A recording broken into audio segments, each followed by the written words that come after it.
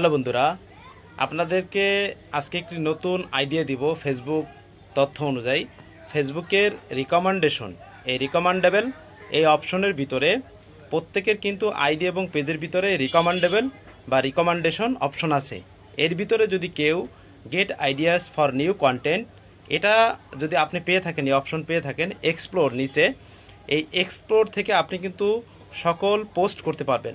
সেটা reels video হোক, post হোক এবং লেখা পোস্ট হোক, যেটাকে বলা হয় টেক্সট।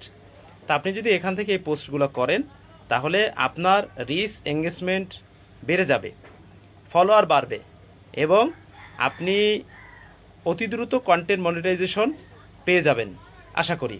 ফেসবুকের তথ্য অনুযায়ী যদি ফেসবুকের গাইডলাইনটা আপনি মেনে কাজ করেন তাহলে কিন্তু আপনার এই ভিডিওটি ফর ইউতে চলে যাবে।